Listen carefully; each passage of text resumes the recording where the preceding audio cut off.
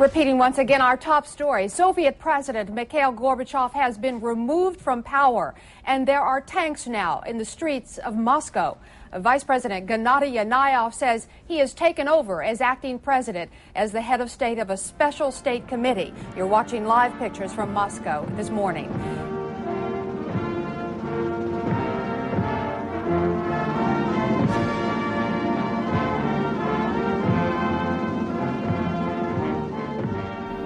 In December 1991, on global live television, the hammer and sickle was lowered over the Kremlin for the last time and replaced with the Russian tricolor. A superpower that had taken out Hitler, had sent the first man into space, and stared down the United States across the Elbe for 45 years, simply ceased to exist in the space of a few months, dissolving into 15 quarreling republics almost without a shot fired. The Berlin Wall had already fallen 2 years earlier, Eastern Europe had slipped away from the Soviet sphere of influence, and the Warsaw Pact was gone. Somehow, the Cold War, the defining conflict of the latter half of the 20th century, from which dozens of proxy conflicts sprung up across Latin America, Africa, Asia, and even Europe herself, didn't end with a bang or even a negotiated surrender. It ended because the Soviet Union suffered several simultaneous lethal crises that hit at exactly the worst moment. Decades of creeping economic stagnation, over-reliance on vulnerable raw material sectors, a costly arms race, inefficiencies, perverse incentives, ethnic conflict, major disasters, and poorly sequenced attempts at reform accidentally detonated a bomb that would explode the foundations of the Soviet system. Any one of those shocks might have been survivable, but all of them together were fatal, and so, only a decade before the turn of the century, the Soviet Union ceased to exist. And you know, after researching this video, digging into how one of the modern world's greatest superpowers bled itself dry trying to keep up with the other, watching entire industries, ideologies, and ways of life that people genuinely believed would last forever collapse in the span of a single decade, it really hits you how fragile all of this is. Civilizations that dominated the planet for generations, that thought that their system was the Hegelian final answer to history, simply collapsed. And that's why I've had this one book sitting on my desk the whole time I was writing the script. It's called The Last Book, and the premise is not unlike the real experience of the late Soviet Union. The authors of the book, The Ultimate Guide to Rebuilding Civilization, which we've discussed on this channel before, have written a new masterpiece that's sort of an amalgamation between a novel and an encyclopedia. The main character, a guy named Noah Kaplan, is the last human being alive, on an alien ship watching Earth die behind him. To keep from going insane from loneliness, Noah decided, as any of us would, to begin writing down everything that ever made humanity worth saving. Our greatest discoveries, our dumbest jokes, the smell of rain on hot pavement, the first time you heard your favorite song, Calm Night by Victor Tsoi, everything. It's set up to read like his personal diary, complemented by these beautiful encyclopedia-style pages with hundreds of illustrations on premium paper. The kind of design that feels like a relic itself, like something pulled out of a monastery from the Middle Ages. Honestly, while I was doing the research for this video, looking at photos of abandoned young pioneer camps, rusting MiG-29s and overgrown hangars, or how fast Pripyat and Chernobyl or the Aral Sea towns turned into ghost cities, it felt like Noah himself could have written half the video's script. But The Last Book is not just a coffee table read, though it could serve such a lesser purpose if you want. It's really the exact opposite of what happened to the USSR. This absolute work of art is a deliberate act of cultural preservation from our main character, who knows all too well that knowledge, culture, and an entire way of life can simply disappear in a few years. If you've ever wanted a single volume that so ambitiously tries to capture what actually makes us human, both the epic achievements and the tiny, beautiful details, this is it. It's also uniquely similar to the way we try to do things on this channel, combining narrative and storytelling with education. And with the holidays coming up, I can't think of a more meaningful gift for anyone who loves history, science, science fiction, art, or just being alive on this planet while we still are. I'll leave a link in the description and pinned comment where you can grab a copy. It's a limited premium edition from Hungry Minds, the same multidisciplinary team that started humbly on Kickstarter and Indiegogo, and have continued to put out high-quality, gorgeously illustrated work. Use the link below if you want one. They ship worldwide, and thanks again to Hungry Minds for sponsoring today's video. Alright, so what if all of that had changed? What if, in an alternate timeline, the Soviets won the Cold War? Before beginning today's alternate history scenario, be sure to leave a comment and subscribe. We're currently trying to reach our goal of 50,000 subscribers, and every little bit helps the channel out. If you want to help support our content, you can watch through our extensive catalog of videos, or consider supporting your legion, like our current channel members, Eaglefall, Roanoke, Maurice Petrig, Lincoln Payton, The Real Donnie Sins, Stratocrat, Daniel Andrulis, Alfonso Maurice, PJ the Homeless Mage, Gideon B., Scott Williams, Rex Ferris, History with Troy, C. Zachary Myers, Matthew Jelly, Henry Bowman, Justin Ambrew, Samuel the First, Like to Suffer, Trevor Parks, Omnidroid, Mark Scott, Retro Ronin, Axiom Shift, and Loxley. Thank you, and enjoy the video. The question of what if the Soviet Union won the Cold War is, of course, one of the most interesting and probably most often asked alternate history questions of our day and age, simply because of how recent and still visible the effects of this half-a-century-long superpower rivalry were. But it's a very broad, hard-to-define question. When someone asks, what if the Soviet Union won the Cold War, you usually see four sorts of responses. One might interpret this as a total Soviet hegemonic victory, a red world wherein the reverse of our own history occurs. The Soviets, or a Sino-Soviet bloc, achieve something approximating global hegemony. The United States breaks up like the USSR did in our own history, and Western Europe is Finlandized or falls into the Socialist bloc. The second is a bit more realistic, if less overtly entertaining and eye-catching, that being a decisive strategic victory wherein the USSR survives, reforms enough to remain cohesive, and forces the United States into a strategic retreat that tilts the balance of power toward Moscow into the turn of the century.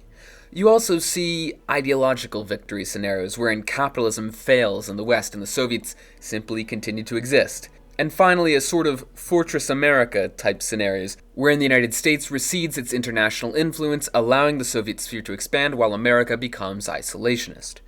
We've covered the last of these four before on this channel, sort of, in my video about if the United States went isolationist after World War II. For our purposes today, though, I think the most plausible Soviet victory really is simply its survival, maintaining bipolarity in the face of the West. The Soviets were struggling with three major structural issues that precipitated their collapse in our timeline, those being chronic economic stagnation after 1973, the catastrophic hard currency famine of 1986 to 1989, and the reckless over-acceleration of Glasnost and Perestroika under Gorbachev that detonated nationalists and centrifugal forces, breaking apart the Union. We have to tackle these three main issues, of course there are plenty more, and to do that, in particular, I've decided to take the angle of preventing Soviet collapse from a combination of three lucky breaks, as I've come to call them, which we'll take a look at as we dive into this scenario. The first lucky break we'll spin up is that somehow, in this alternate timeline, Soviet technocrat and later Prime Minister Alexei Kosygin's economic reform is deeper and not rolled back. Kosygin served under Stalin, Khrushchev, and Brezhnev, rising to become premier of the USSR under the latter. He had an economic idea in his day, that of implementing what he called the Liberman-Kosygin reforms. These were profit-driven reforms that Kosygin planned to enact across the entire civilian economy, and in short, they tried to rationalize resource allocation in the USSR, increase factory control over work methods and over surpluses that were generated, and reward better hard work. However, these reforms really failed to fully materialize because of internal bureaucratic and ideological resistance from the existing Soviet bureaucracy. Premier Kosygin, whose background was almost exclusively in the management of the domestic economy, was essentially challenging the deeply ingrained habits of the Soviet central planners. Thus, the sidelining of Kosygin and his reforms by Brezhnev was a measure to preserve ideological purity and a result of the bureaucracy that had formed. Because of Brezhnev's sidelining of Kosygin, as we saw under Brezhnev and throughout a lot of Soviet history, the centralized planning system was continually struggling with persistent low productivity, inherent inefficiencies, and perverse incentives, and, most critically, the inability to adapt quickly and dynamically to the changing global conditions in the same way that the capitalists could in the West. And then the next lucky break we'll shoe in is that in the late 1980s, oil prices never collapse. This is of course not so easy a handwave as simply ushering in an era of Kosygin reform. However, it protects the Soviets from some of the economic shocks that pounded the nail in the coffin for Soviet collapse. In our timeline, the Soviet Union had become the chief beneficiary of major windfall profits at 2 points. First, following the Yom Kippur War between the State of Israel and the Arab states of Egypt and Syria, after which oil prices quadrupled, and then when they almost tripled again at the turn of the decade when the Iranian Revolution and the Iran-Iraq War took 11 million barrels a day off the market. The Soviets were, of course, a major oil producer and exporter, and so this huge price surge led to an increase in hard currency earnings by almost 300 billion in today's dollars. But the Soviets started to rely on these earnings to prop up their economy, which had been in a period of stagnation, again because we didn't see these Kosygin-era reforms, though that's only one factor. This reliance, as the saying about one's eggs in one's basket goes, was very dangerous, because in late 1985, Saudi Arabia made a massive policy change, abandoning its role as the swing producer. What that means is that prior to 1985, Saudi Arabia was the major oil supplier, and they had a lot of spare capacity, low costs, and the ability to quickly and significantly increase or decrease their oil production to influence global prices in order to balance supply with demand. When the Saudis abandoned this role, that effectively flooded the market with Saudi oil and caused an oil price crash in 1986. It let the Saudis regain market share and punish those other producers, especially the non-OPEC members, for overproducing oil, but it also had the adverse effect of destroying Soviet foreign currency earnings.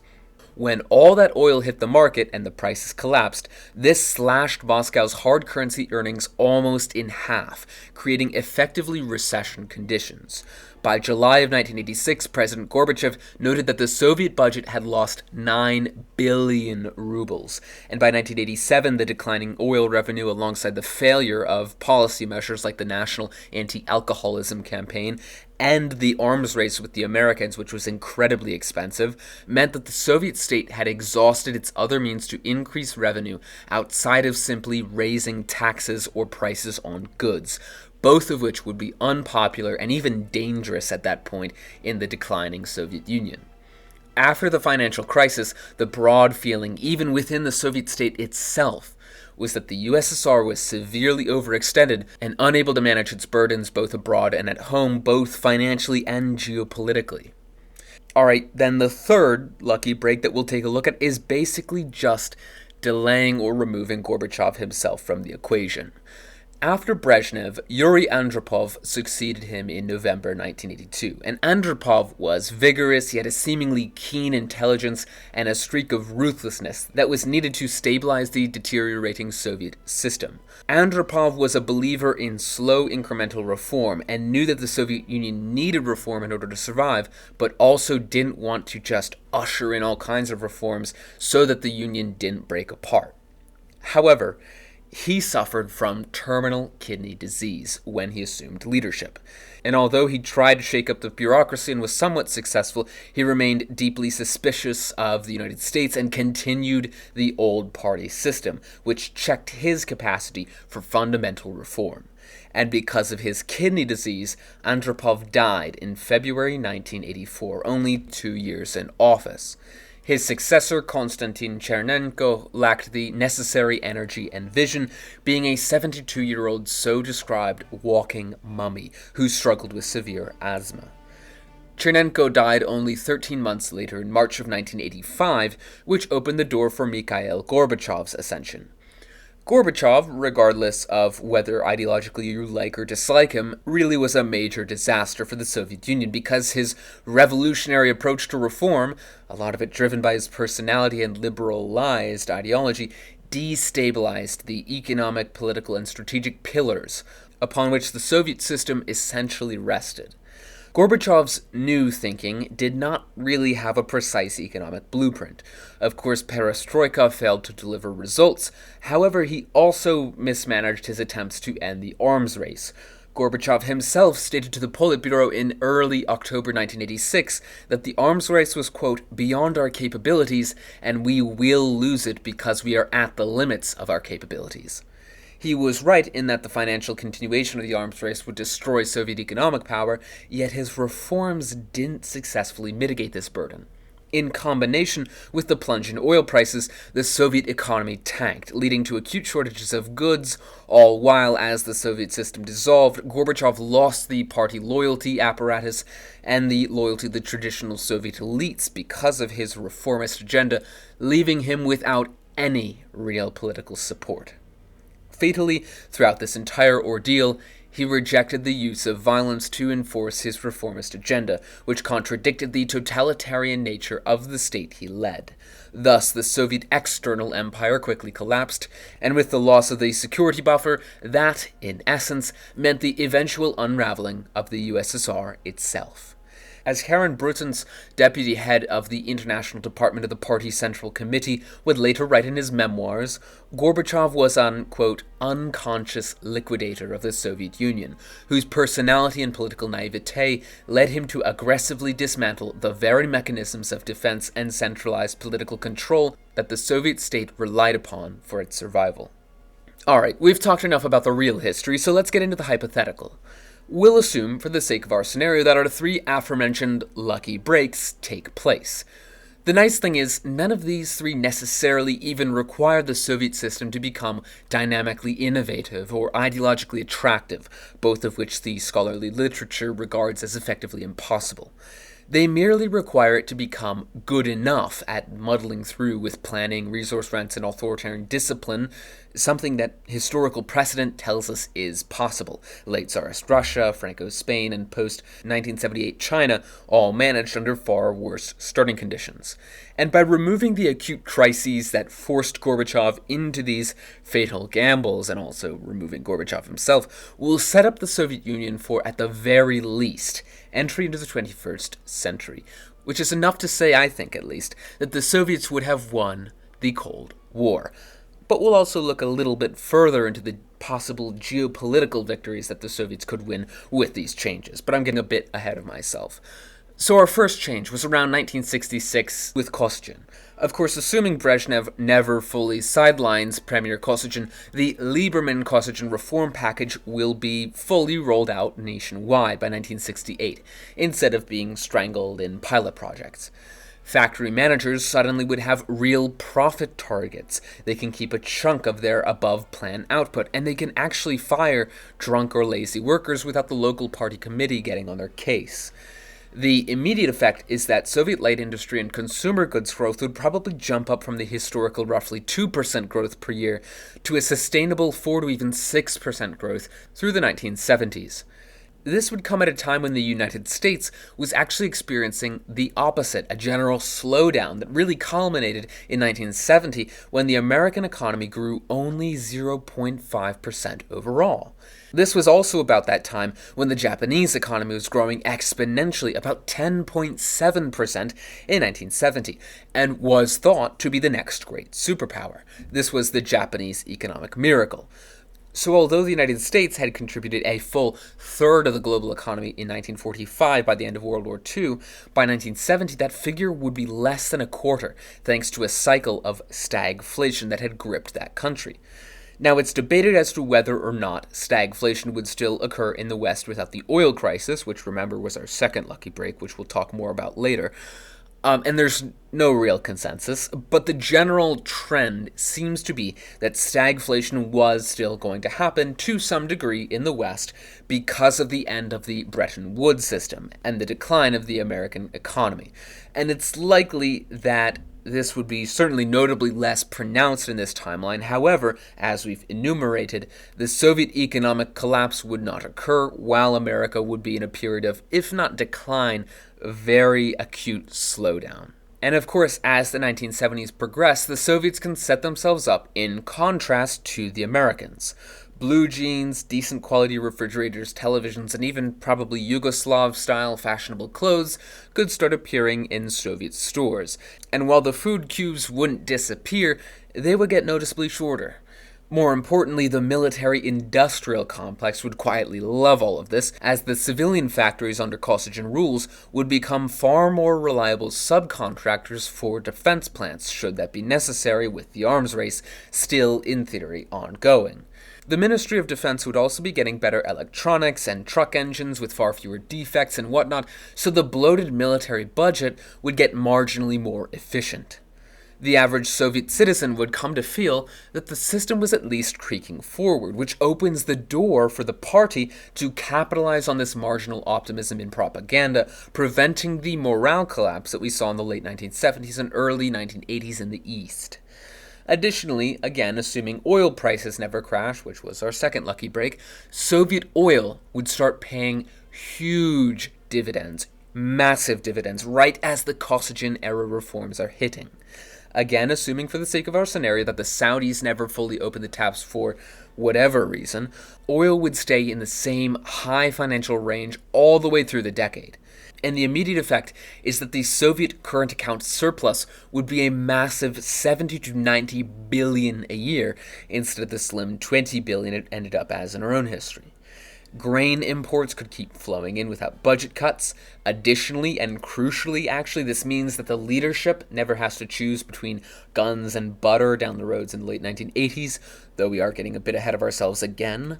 And the hard currency surplus also lets the Soviets quietly buy Western machine tools and chemical plants on credit throughout the 1980s, which would have a nice compound effect on those existing Kosygin reform productivity gains.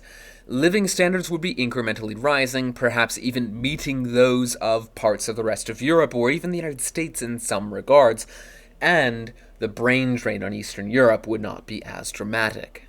And of course, what you've been waiting for, there are plenty of geopolitical effects because of these two changes as well. The 1970s were a very important and globe-altering period of history. Of course, here the USSR is significantly better positioned to leverage the West's economic chaos after the end of Bretton Woods. However, even with Soviet confidence, Brezhnev would still probably need Western technology. And this was the core motivation behind Brezhnev's acceptance of détente. Now, with domestic economic dynamism, it is actually possible that détente could be rejected, though I think the more realistic take is that it would still occur to some degree, just looking wildly different. The Soviets still absolutely have their geopolitical goals, and most of the party would not want to make ideological concessions, especially after Kosygin reforms would have, at least to the party loyalists, validated the Soviet experiment. Thus, in my opinion, it's likely that the Helsinki Accords of 1975 would still happen because the Soviets still want formal recognition of their post-war borders, but there was a section of these accords called Basket 3 that focused on human rights issues that the Western powers were concerned about, like family reunification, freedom of movement, information access, and religious liberty. And in our timeline, Basket 3 became the legal and moral battering ram that groups like Charter 77 in Czechoslovakia and Solidarity in Poland used against the regimes. And in this timeline, it's very likely that Basket 3 and other parts of the Helsinki Accords will either have their language dramatically watered down compared to our own history or will be nixed from the agreements altogether. Western Europe probably wouldn't have the appetite to die on the hill of human rights wording, and the dissidents in Eastern Europe may not even be as active with the better Soviet economy, but really the Soviets would be acting from a position of greater strength and thus would not take any chances with sort of binding themselves to this Western liberal ideology by treaty. What that means is that all of this would result in an amicable agreement with the West that would solidify the Soviet sphere and warm the Cold War incrementally, but not compromise the Soviet security sphere, kind of like the Helsinki Accords at least began to do in our own history. Because of the economic effects as well, there's one quiet victory that Moscow doesn't even have to fight for diplomatically or militarily. In our timeline, the mid-1970s saw the rise of Euro-communism in Italy, Spain, and France, and really across Europe, but this was a trend of European communists trying to prove that they could win elections without the Soviets. This whole movement kind of rested on one premise: the Soviet model had visibly failed. And here, it hasn't really, at least not overtly visibly. The Italian communists compromise with the Christian Democrats probably never happens, and the Italian and French communists probably remain radicals, not compromising with the socialists and liberals, and they would remain huge promoters of Soviet influence and ideology in the West. And maybe that's not necessarily a huge deal, but it does mean that the Soviet Union retains some degree of minuscule foreign influence in Western Europe. But where we really start to see some interesting effects are in, of course, the proxy conflicts that occurred in the 1970s. This would start with the 1973 Yom Kippur War. In our history, the USSR supplied Egypt and Syria prior to the war. However, they didn't really have the capacity to fully supply and arm Egypt and Syria to the extent that they might have a chance of winning the war. And they also relied on aging 1960s equipment, which in many cases weren't necessarily effective. Additionally, the Soviets seemed to exercise restraint in the shipping of arms to these powers, in line with the goal of détente. After the Israelis saw major victories against Egyptian, Syrian, and Arab expeditionary forces, Brezhnev actually went to Nixon for a ceasefire because of both his concern that the Arab forces would be crippled beyond repair, and because Moscow literally could not sustain another 2 weeks of that intensity. But in this timeline, the Soviets have more cash, probably better equipment. They don't really need to care that much about détente, and thus Soviet arms exports could easily be much larger. The shipments could probably contain brand new S-23 180mm guns, Strela 2M manpads or shoulder surface-to-air missiles, and Luna M tactical rockets, short-range artillery systems that scared the hell out of the Egyptian military in real life, but arrived too late to matter in the Yom Kippur War in our own history. More importantly, Anwar el-Sadat, the president of Egypt, would, with such reliance on the Soviets, not dare to expel his 20,000 Soviet advisors in July 1972, as he had in our own history, because now the USSR is visibly delivering plenty at home and doesn't look like a declining power. Now, would this change the outcome of the Yom Kippur War? It's not going to really do a whole lot. When the shooting stops in October 1973, the Arabs might have retaken a bit more of Sinai and the Golan Heights, but Israel would still have won the war militarily. The real difference would be more ideological, you might say. The Arab world would still regard the Soviets as an important backer, which means that Egypt and Syria stay in Moscow's camp, and Henry Kissinger's step-by-step diplomacy in the Middle East probably won't get off the ground. This political victory would be Soviet. Now, at this time, the Portuguese Empire was sort of collapsing in Africa. The early 1970s in Africa were already a hot mess and a nexus of superpower rivalry. The Rhodesian Bush War was ongoing, entering its second escalating phase in 1972, and despite international sanctions, the Rhodesian economy was still buoyant, even as nationalist groups like the Zimbabwe African National Liberation Army and Zimbabwe People's Revolutionary Army continued guerrilla warfare against the Rhodesian security forces. The RSF initiated major counterinsurgency efforts around this time, including the creation of the Sela Scouts in 1973, to eliminate terrorism and carry out cross-border raids into neighboring countries. However, the wars in southern Africa took a huge turn in April of 1974, when the Carnation Revolution in Portugal broke out, overthrowing Salazar's Estado Novo government, which immediately accelerated the collapse of the Portuguese Empire. Mozambique, under Frelimo, got their independence, and the civil war in Angola immediately escalated into a three-front, almost four or five-front, really, conflict. It became just a huge mess. And in our timeline, the Soviets intervened in Angola through Operation Carlota, wherein 36,000 Cuban troops rotated through to support the People's Movement for the Liberation of Angola against the pro-Western coalition of the National Union for the Total Independence of Angola and the National Liberation Front of Angola. Really creative names, as you can tell. Both Rhodesia and South Africa supported the Western coalition, and Rhodesian Sela scouts would get directly involved in some instances. Now, regarding Operation Carlota, Soviet transport planes flew a huge percentage of the logistics for the Cubans, and the total bill came to roughly $1 billion that Moscow struggled to pay in her own history. Now here, of course, the Soviets have that money from oil, and then some. The MPLA would get early deliveries of tanks and infantry vehicles, maybe even helicopter gunships, and this would happen all throughout the early 1970s. So when the South African Expeditionary Forces and the Rhodesians crossed into Angola in October 1975, they would run into organized, mobile, combined arms opposition instead of the scattered light infantry resistance they faced historically. It's very possible that, with these conditions, the South Africans will be decisively defeated, not just withdraw as they and the Zairians had in our own history, and the MPLA will win out in Angola. Angola will, of course, have a pro-Soviet government as they had in our own history, with a decently sized military by 1976. And this Soviet influence probably will be drifting into Zambia and both Congos, at the very least economically, if not outright politically. We could see similar effects in Ethiopia, with the Derg winning out more stably thanks to this more secure Soviet economy, meaning Somalia might flip over to the pro-Western camp, but it doesn't really matter anymore, as the Ethiopians would get the whole of the Ogaden region and the Horn of Africa would be painted red.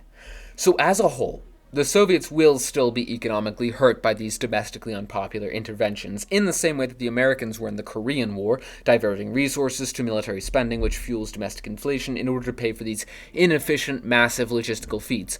But they won't effectively bankrupt the Soviet Union like they had in our own history, because of both the Kosygin-era reforms and the extra cash on hands that the Soviets will have thanks to oil. This situation, of course, will hurt Rhodesia and South Africa significantly and certainly. South Africa itself would now be fighting on two fronts, in Namibia and Angola, with a much stronger enemy combined with high gold prices and probably gas rationing, which means it won't be able to spare the logistics to keep Rhodesia afloat. And Zambia will probably allow Soviet intervention to counter the Rhodesians.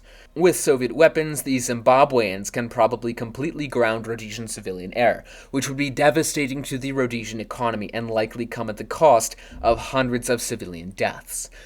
In our own timeline, in September of 1978, Zanla shot down civilian Air Rhodesia Flight 825 with an SA-7, with only 48 of the 56 on board surviving the crash, and of those survivors, 10 were massacred on the ground. In February of 1979, Zanla did the same with Flight 827, this time with almost no survivors. Those two incidents terrified Rhodesia and basically ended civilian scheduled flights, as everyone switched to expensive military-escorted convoys or South African Airways connections. With Soviet backing, better anti-aircraft weaponry, and Angola as a rear base, these sorts of attacks could easily become so devastating that Rhodesia would be forced to ground all their civilian planes. That strangles fuel imports, tourism, and morale overnight. A huge accelerant to the collapse of Rhodesia and their economy. Mugabe's government would probably take over by 1980, more openly aligned with the Soviets, and eventually South Africa would probably cave as well.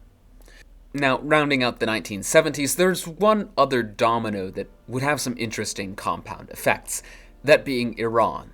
In our own history, the Shah was spending a lot, and lavishly. He was the head of the pro-Western Pahlavi monarchy, which had ruled Iran since just before the Second World War, and was affected by the whims of the British, Americans, and Soviets during the war. Shah Mohammad Reza Pahlavi was a major U.S. ally, but his long-term efforts to modernize Iran while maintaining absolute monarchical control had created a ton of internal opposition to his rule. These westernization and modernization efforts were not accompanied by political reforms, like we saw in, for example, Thailand under King Rama V. This led to resentment and disillusionment from the growing Iranian middle class. In addition, Islamic clergymen and the landowning class opposed his efforts towards land reform and the importing of Western customs, clothing, foods, technologies, and entertainment. The Shah himself was, as I mentioned, a lavish spender, and the opulence of the monarchy was put in contrast to the growing inflation and unemployment in the mid-1970s, that all eventually culminated in January 1979, when the Shah was forced into exile, after which the Islamic Revolution produced the proclamation of the Islamic Republic of Iran on March 31st of the same year. The revolution was led by Ayatollah Ruhollah Khomeini, who believed that Iran should be an Islamic republic. He opposed both the United States and the Soviet Union as devils who were out to destroy all Muslims, adopting the slogan, "Neither East nor West but Islam." Supporters of Khomeini occupied the U.S. Embassy in Tehran and took diplomats hostage in the Iranian hostage crisis, which tarnished American President Jimmy Carter's reputation. And then, in September of 1980, the Iran-Iraq War broke out, turning the Persian Gulf into a slaughterhouse for 8 years. Saddam Hussein, the dictator of Iraq who had taken power in 1979, was concerned by Khomeini's pledges to export Islamic fundamentalism to Iraq. All of this, the revolution in Iran, the oil price shocks, and the Iran-Iraq War, all had a massive destabilizing effect on the Soviet Union. It also scared them into deadly, almost suicidal wars in Iran and Afghanistan, as Soviet intelligence indicated a rapidly growing Iranian support of fundamentalist rebels in southwestern Afghanistan, which contributed to the reassessment of the question of intervention. And when the American embassy was seized in Iran, the Soviets became horrified about the possibility of an American military response that could bring American troops directly to their southern border. But in this timeline, things are insanely different. The Soviet Union is already swimming in petrodollars, but so is Iran, and neither really have interest in letting the Persian Gulf catch fire. That single fact keeps the Shah's credit lines open in London and New York straight through the turn of the decade. Inflation is of course still bad in Iran, and Iran will have a domestic extremism problem, but the economic desperation that turned protests into a nationwide general strike in 1978 would not reach the same boiling point. Now, would we still have massive demonstrations? Yes, for sure, and especially leading into 1979, and it's actually still probable that Khomeini still flies back from Paris that February, and that the monarchy still collapses, but the revolution that follows would not be a swift Islamic revolution like the one we saw. With more oil money in the system, the army would stay loyal longer. In our timeline, the Shah already ran out of cash in late 1978, so military salaries went unpaid, fuel for tanks and jets was rationed, and the officer corps started abandoning him in droves. Thus, by February 1979, when the Shah fled, the revolutionaries hailed the total collapse of the Imperial Iranian army. Here, with oil prices still high and with Western credit, the Shah can keep paying the military right through 1979 and even probably into 1980. The top generals probably aren't going to flee to Europe or flip to the revolutionaries, which gives the royalist faction a real fighting force. And this also means that the middle-class liberals don't get scared into Khomeini's arms. The moderate nationalists in our own timeline were terrified of a military coup or American intervention, and they made a tactical alliance with Khomeini because he looked like the only force strong enough to stop the army from crushing everyone.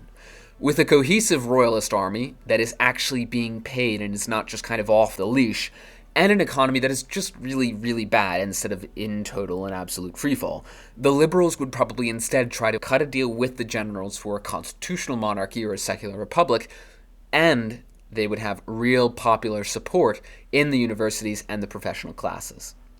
Another big thing is that in our own history, Khomeini's genius was to weld together oil workers, the merchant class, the urban poor, and the Islamic clergy into one big faction by promising justice and Islamic purity. But with the money still flowing, that grand coalition has a lot more cracks. In essence, instead of Khomeini sweeping total power in weeks, Iran would spend a year, maybe multiple years, locked in a three-way civil war between the royalists and the army, the liberal nationalists like Mehdi Bazargan and the National Front, and Khomeini's Islamic revolutionaries. Additionally, the hostage crisis either never happens at all or is shut down in months once Washington signals it will back a military coup if the students don't release the diplomats. In all honesty, it's still most likely, though, that Khomeini and the Islamic revolutionaries would win through attrition, not unlike how the Bolsheviks actually won the Russian Civil War. The Iranian army was huge and well armed, but it had no political program beyond support the Shah, and it was deeply unpopular politically because of its role in repression. By contrast, Khomeini's network was the most comprehensive and ideologically motivated side of this three-sided civil war. They control the streets and the narrative, and they have appeals to religion and the broader mythos of the concept of the global caliphate, though in this case, Khomeini didn't like the term caliphate, and he preferred to describe his vision as that of a global Islamic government. They're willing to use unlimited violence, unlike the liberals or the army, the latter of which would have to be careful about their public image. And it's just likely that the army will fracture anyway. Once the fighting drags on for over a year, you kind of get the same phenomenon that destroyed the imperial army early on in our own history, that being mass desertions. And at a more basest level, the Islamic revolutionaries just wanted more. They just want control more than any of these other factions. And they're less willing to compromise for that. So, by late 1981, the Islamic fundamentalists probably would have won. But the new Islamic Republic of Iran would be exhausted, broke, and really friendless. It still has an air force full of American planes and British tanks left over from the Shah's military, but it has no spare parts, no hard currency, and a 1,000,000-man army that hasn't been paid in 6 months. Saddam Hussein is watching all of this very carefully, and so is the Soviet Politburo. Of course, as we mentioned, the Iran-Iraq War started because Saddam Hussein thought revolutionary Iran was preparing to export their revolution to his state. In this scenario, however, he would see something much different. He would actually see two things at once. An Iran that was, for now, quite weak and unable to really export ideology to Iraq, but also one that would probably be beginning to be armed by the Soviets. This would be the same technique that we saw the Soviets employ in Nasser's Egypt and in Syria and in North Yemen, wherein the Soviets roped in powers they could utilize geopolitically by selling them weapons. An Iran that stays hostile to both superpowers, as it kind of did in our own history, is the worst possible outcome for Moscow, because that is an independent, heavily armed, revolutionary Islamic state that can export fundamentalism into Soviet Central Asia, Afghanistan, and the Caucasus. The Soviet state's single biggest foreign policy fear in the late 1970s and early 1980s was exactly that sort of scenario. Giving the new regime guns and food and money in exchange for geopolitical loyalty is the cheapest insurance policy against that sort of nightmare. Additionally, the West is already against Iran by default, due to the revolutionaries having overthrown their friend the Shah. And that means that Iran's entire Western leftover arsenal can't be maintained. So the only country on Earth that can help keep a large portion of that arsenal running and supply new standard equipment is the Soviet Union. So, this is just basic realpolitik. And for Iran, Khomeini's neither East nor West was always pragmatic when it had to be. In our own timeline, Iran bought weapons from everyone who would sell. From the United States during the Iran-Contra affair to North Korea, China, Libya, Syria, even apartheid South Africa, and the state of Israel, of all places.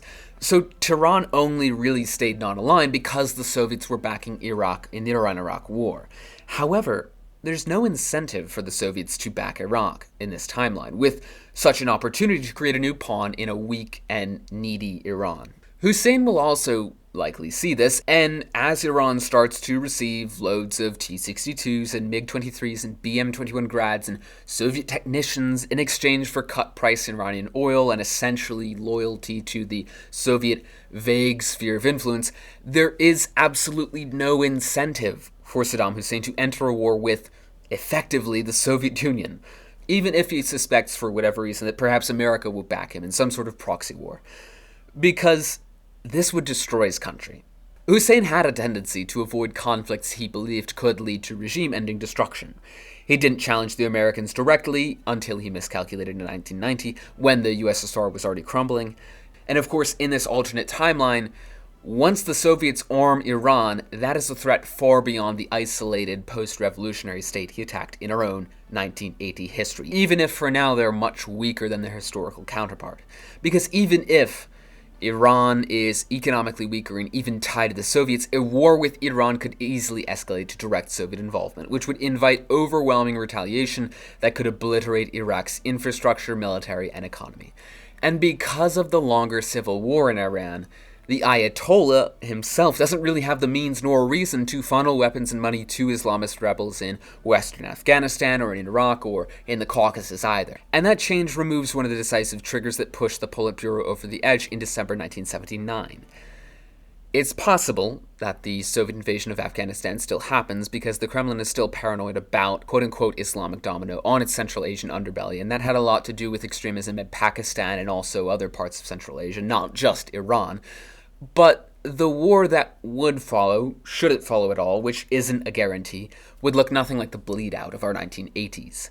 With oil money flowing, with reforms from the 1970s which had factories actually delivering trucks, spare parts, and helicopters on time, the Soviet army could, in theory, rotate fresh units every 6 months, pay decent combat bonuses, and flood the countryside with cheap consumer goods, which means they'd be running a real counterinsurgency in Afghanistan instead of just holding cities as they had in our own history. The Mujahideen could probably fight this war into a nasty but manageable stalemate, a situation like French Algeria, not even as bad as Vietnam, and the anti-war movement would stay small enough, given the better domestic consumer economy, to be handled by the usual KGB methods. Again, that even assumes an Afghanistan war happens at all, but there are, needless to say, a ton of major effects because of all of these things occurring in the Middle East. Without the Iran-Iraq war, there is no tanker war. There is no American reflagging of Kuwaiti ships, no USS Vincennes incident, and no 1991 Gulf War buildup. Saddam would be stuck between a rock and a hard place. Kuwait and Saudi Arabia would too, in a sense, or perhaps they would tilt more decisively toward the American sphere earlier. And the entire northern Gulf, in Iran, Iraq, and Syria, slowly would sort of coagulate into a loose, Soviet-leaning energy and security bloc that would control roughly a third of the planet's proven oil reserves and the choke point at the Strait of Hormuz. Another silent butterfly would come from Beijing. A Soviet Union that hasn't shot itself in the foot thus far looks a lot more threatening from the east. Deng Xiaoping's strategic opening to the United States, which started in 1978, would probably accelerate. China would explicitly seek American alignment against the Soviet Union, to the extent that we might even see the Communist Chinese openly coordinating military and intelligence matters with Washington against the Soviets in the North. The Soviets and Chinese were in a bitter rivalry, worse than you probably even remember learning in history class, and there was a period under Nixon with détente where it looked like China and America would align. Of course, things changed, especially because the USSR looked a lot weaker to a China that wanted to essentially sit on its own without any other powers tying them down.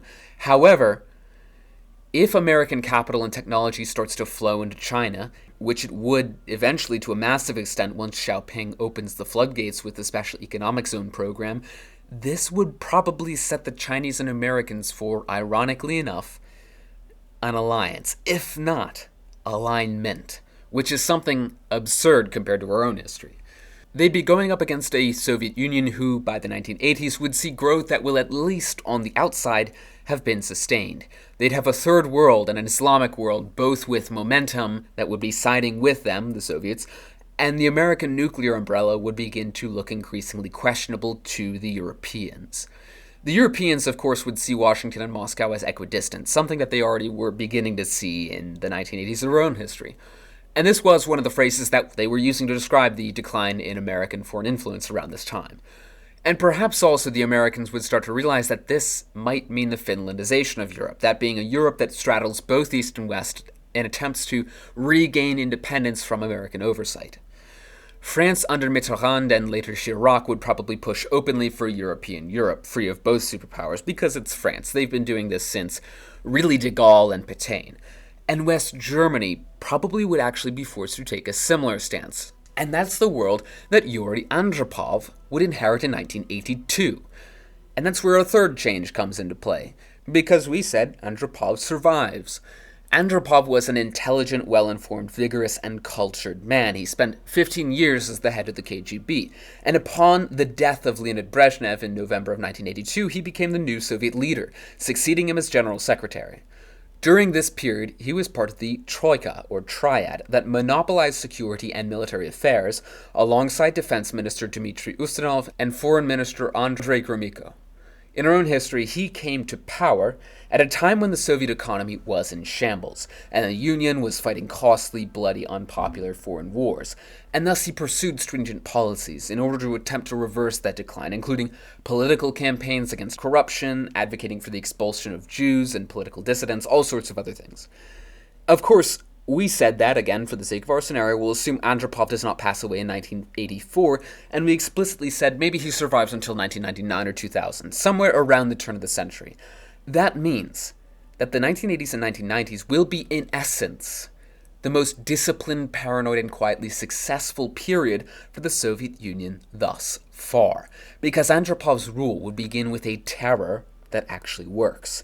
He would launch the biggest anti-corruption purge in Soviet history, this time with a decently full treasury, enough such that he doesn't have to spare the Brezhnev-era kleptocrats who delivered the plan. Between 1983 and 1986, hundreds of thousands of party and factory officials would be sacked, retired, or sent to labor camps. The KGB raids at 6 a.m. would become daily television, literally, as they'd film the arrests and broadcast them to scare the rest straight. Factory absenteeism would drop, efficiency would increase, and Andropov would replace huge swaths of the bureaucracy with young technocrats. These 40 to 50-year-olds, young for political standards, who would have grown up the beneficiaries and believers in the Kosygin-era profit reforms, who would now have real power to dust off the Soviet political machine and continue that work. Around this time, the Chinese were, as we mentioned, experimenting with special economic zones, launched in 1980 by Deng Xiaoping. And these were big experiments to attract foreign investment, technology, and capitalism to small, designated coastal areas like Shenzhen to spur growth. And it's possible, though very much not ensured, that Andropov might experiment with this idea as well, testing the water with these sorts of zones in like Kaliningrad or Vladivostok or Odessa. The biggest counterpoint to this idea is that Andropov really wasn't a big fan of experimenting with new ideas. The reform he did pursue was mostly in order to perfect the planned economy introduced under Stalin. He was a bit of a Stalinist. He believed that his reforms, though they were certainly diverging from the Stalin and the Khrushchev model, were a just attempt to eradicate the bureaucracy that had formed under Brezhnev and that had slowed down the machine, in his view. Essentially, it probably won't happen. However, I think this is a cool idea, so I mention it anyway. It would, in theory, introduce the possibility of Japanese, Scandinavian, Singaporean, or other investment into the Soviet Union in these cities, and even stuff like Toyotas and Nokia phones, but of course, this is just the least realistic part of the scenario so far, really. Anyway, it's likely that President Ronald Reagan would keep with his hardline anti-Soviet style, even in this alternate timeline, and that means he probably will still build up the military rapidly, employ the peace through strength doctrine, and announce the Strategic Defense Initiative in March 1983. And he'd still probably send Pershing IIs to Europe and whatnot. The difference herein, however, is that Moscow is not broke. Andropov would unilaterally respond to Reagan's buildup with a major conventional and nuclear counter buildup in the Soviet Union, funded decently. Andropov, in our own history, believed that the United States, and particularly Reagan, who he viewed with extreme suspicion, was preparing for a surprise nuclear attack. This paranoia drove him to launch the global intelligence gathering operation, called the Raketno-Yadernoye Napadenie. I think I got that right. Or Ryan for short, while he was still KGB chief. This was before he became president. Of course, the 1983 war scare and the Able Archer incident would still happen, and when NATO intelligence sees the Soviet response, the panic would probably have another compounding effect on European NATO's faith in the United States. After all, if the Soviets under Andropov could match Western buildup dollar for dollar, what was the costly buildup for in the first place? Now, not everything will be going so smoothly for the Soviets. Poland's debt crisis would still hit, which means solidarity is still born, but it is likely that the Soviets could contain this and support the Polish economically. A similar story could play out in Hungary and Czechoslovakia.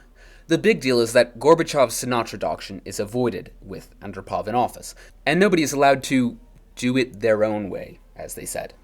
Andropov will necessarily be much more heavy-handed with the Eastern Bloc, and even internally within the Soviet Union. The Eastern Bloc would remain under strict Soviet control, and particularly so with regard to East Germany. With the Soviets looking financially fine and militarily confident, West German neutrality would become politically respectable. The SPD would distance themselves from the idea of joining NATO, and in accordance with Soviet interests, Germany would probably just remain divided.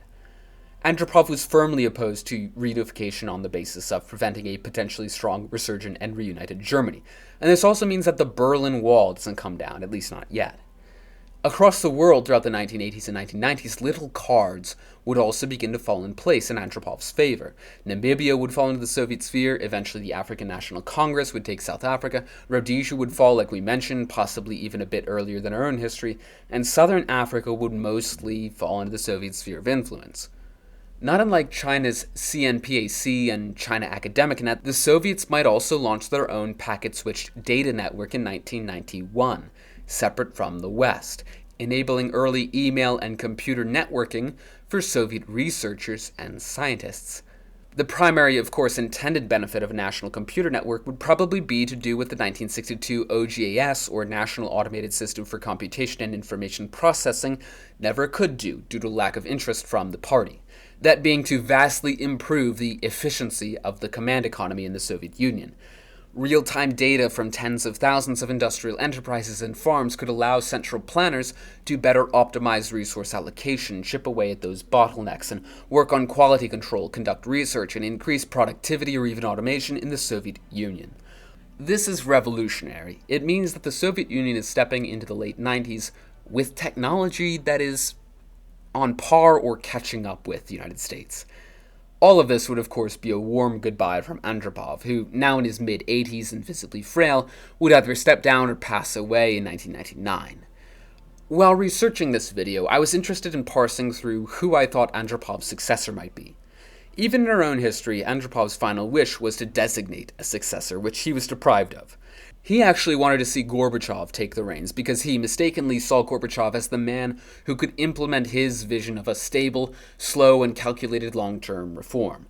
Of course, Gorbachev's premiership in our own history was anything but. He was a real revolutionary in not a great way. And however, Andropov could not foresee this.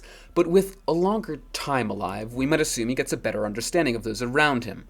He would not opt for the radical change of Gorbachev. Though perhaps a more conservative pick, someone like his close ally in the Politburo, Grigory Romanov, would not bode well either, as most of these were older like him and would not have the time and scope to continue further Andropov's vision. I think, and this is going to be both controversial and very, very interesting, that Andropov would select a 61-year-old Kazakh oil engineer turned Politburo member named Nursultan Nazarbayev, a technocrat, a symbol of the success of the Soviet system, a man young enough, at least in the political arena, to have a vision and a stake in the Soviet Union, and someone who Andropov would feel secure handing control to. Nazarbayev, who was born in 1940, was a steelworker in a blast furnace brigade in Kazakhstan who joined the party at 22 and built his way up through sheer competence. By 1984, he was the youngest prime minister of any Soviet republic, having become premier of the Kazakh SSR, and by 1989, he had become first secretary of Kazakhstan and a full Politburo member at only age 49. Now, in our own history, in addition to these achievements, he became the first president of Kazakhstan following the breakup of the Soviet Union, and actually ruled for 30 years all the way up to 2019. And in my opinion, it would be this personality who would rule the Soviet Union at the turn of the century. And so the year 2000 would arrive, with the Soviet Union still on the map, poorer per capita than West Germany or Japan, and authoritarian as ever, but indisputably alive, nuclear-armed, and holding control over half of Eurasia.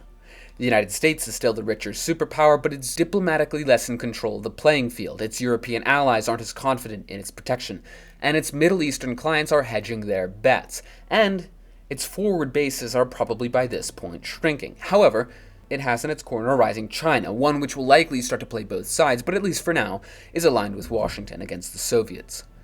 There is certainly no unipolar moment here. The United States never gets its holiday from history, and the world is solidly, undeniably bipolar again. And that means that the early 2000s would play out very differently. The first and biggest change is that there is no 9/11 as we know it, and therefore no global war on terror. Osama bin Laden still hates America, but the chain that turned him from a wealthy Saudi construction magnate into a global jihadist mastermind is broken. There's no major and bloody Soviet defeat in Afghanistan to give the Mujahideen their divine victory myth. There are no US troops stationed in Saudi Arabia because there was no Gulf War. There is no Iran-Iraq slaughterhouse, radicalizing an entire generation of Arab youth. The Taliban never take Kabul. Al-Qaeda is a global institution basically never forms. Islamic terrorism certainly still will be a thing, and terrorism in general, and we'd see this in Chechnya, Kashmir, Algeria, even the domestic United States and Soviet Russia proper, but nothing on the scale of coordinated airline attacks on Manhattan. The 2000s, weirdly enough, would instead become the decade of managed, stabilized, slightly bored, superpower rivalry. The Middle East would be dominated by this point by a confident, oil-rich, Soviet-armed Iraq. Iraq would certainly be a much more reliable power than Iran, and the Soviets would recognize this and pivot to arming Hussein. Now, Saddam Hussein would have had nearly 3 decades of time to turn Iraq into the Arab world's Prussia, with a big army, Soviet missiles, French reactors, and a militarist ego to match it all. Iran would also be on the back burner. The devastation of their civil war and the greater Soviet control over the Iranian economy would eventually force Iran to settle into the role of an unwitting Soviet client. And this means that it is possible that Islamic terrorism will begin to be exported from Iran again, as certain forces start to be triggered by this perceived Iranian weakness. But the clerics would be ruling a poor, more isolated country that would have to trade oil for Soviet machinery, which really isn't a vehicle for something like a nuclear program or a massive proxy network in the Middle East. Nazarbayev, who again we made Andropov's successor, would be interesting, as he's quite competent, he's ruthlessly pragmatic, but he's also ethnically not Russian, which would be perhaps a symbolic win that would discourage ethnic division, but also could be a bit destabilizing. Nazarbayev's rule would focus on economic efficiency, on heavy internal security and careful reform, as well as fighting Chechnya and Dagestan.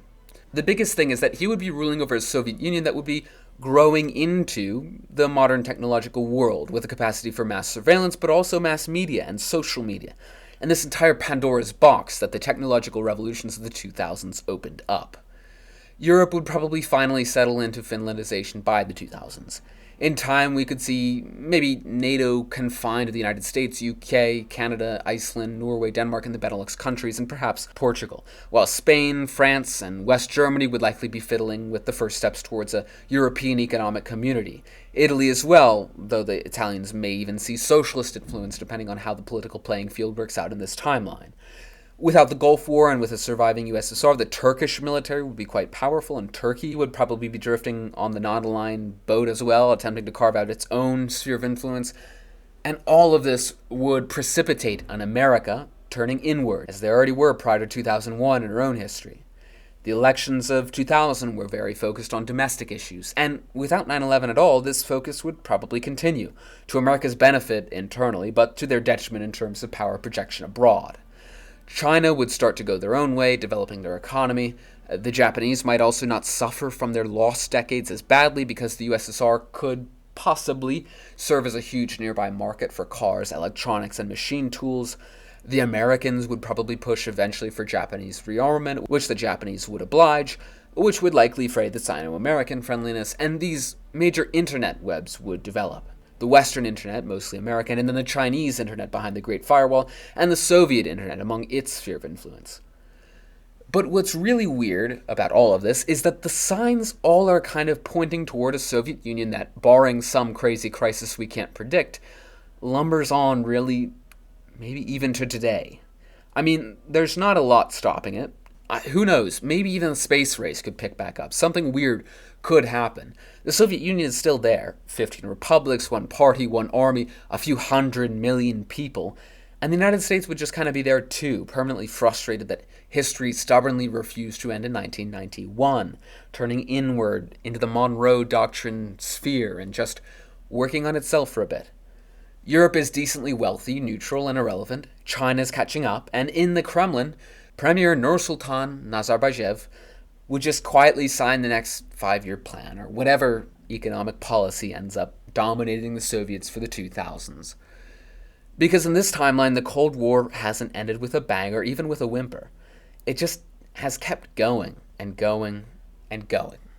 And that's where I'll be leaving this scenario for today. As always, let me know what you think will happen next. If you enjoyed this video or have any critiques or notes, be sure to leave a comment for the algorithm, and subscribe if you want to see more content like this. You can support us by joining our Discord or by becoming a channel member with the join button below. Thanks for your time. This has been the US of Z, signing out.